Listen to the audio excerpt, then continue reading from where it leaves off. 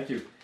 Mary Ellen, who is actually a member of our Hippocrates at Home, the online program, asked the following.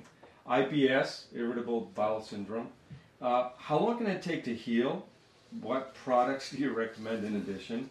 And is hypochlorhydria, I don't know if I'm saying that right, connected with it? What would you do with it? Number one, IBS is not one you can put your finger on and say there's a specific time period that one's going to recover. It is a catch basin. It's a term with a catch basin of disorders. It could include diverticulosis, diverticulitis, Crohn's disease, colitis, whatever it may be called. It could be just an inflamed bowel, but it's placed in this large category. So, determined upon how chronic it is, how long you've had it, how deep it is, how much it's affected the organ systems of the body. All of these things are the factors that would eventually tell us how long it may take to recover from it. But let's give some general sweeping ideas. The worst cases I've seen, I can never forget the case of a young man that came here from the northeastern part of the United States.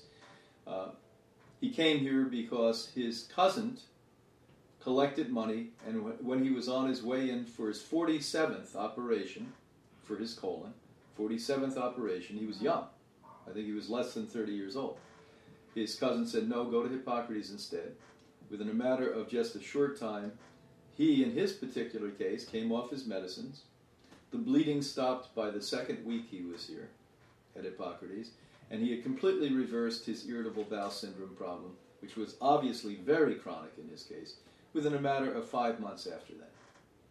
So we have those heroic cases.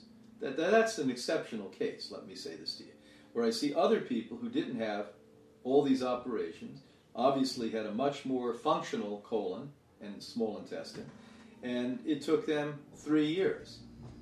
Now, it's better and better and better and better, but by 3 years they could look back and say, I don't have any inflammatory condition. I pass my bowels properly.